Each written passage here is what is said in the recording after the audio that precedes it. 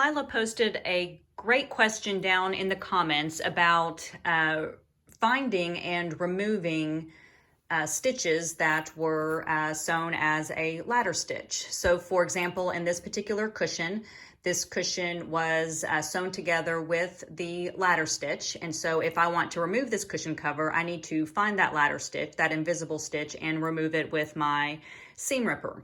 So because it's invisible, it can be difficult to find, so you have to pretty much be a detective.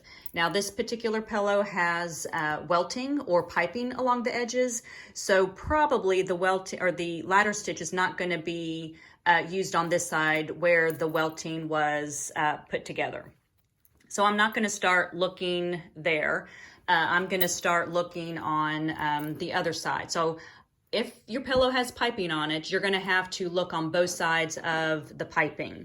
So on this particular side, I'm going to hold the piping and then I'm just going to gently pull the fabric away. And let me get up here to where the fabric's a little bit darker. You can see that the small stitches. And so typically when we're sewing, we're using a 2.5 to 3 inch stitch length.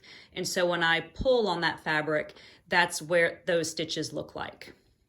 So, and also the ladder stitch will probably be someplace in the middle, not on the edges. So I'm really kind of looking in the middle. So the ladder stitch was not done on this side. I'm going to turn it over and look on the other side. I can see the stitching from the making the welting, but I'm really looking at where the cushion cover connects to this. Now, when I look at that, those stitches right there are a little bit farther apart than they would be if it was done with a sewing machine. So down here on the end, those stitches are closer together. As I come in this way, I can start seeing those ladder stitches. So this is where the ladder stitch is done.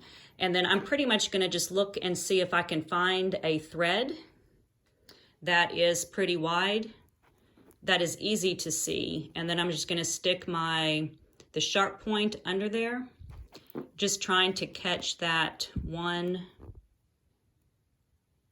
thread. And then there it goes. So now it's starting to come undone. If I use the ball point, I can stick that underneath and be less likely to pull the fabric. Or not pull the fabric, catch the fabric. So you can either use this point, put it in this way to break those stitches, or you can put it underneath and then break the stitches that way. So that is how you very carefully and as a detective look for those ladder stitches.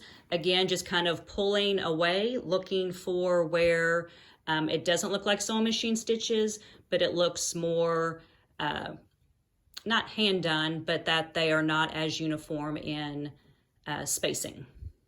All right, thank you so much, Lila, for that question. This is Nikki Hibbets from The Ruffled Purse, helping you to discover the joy of sewing.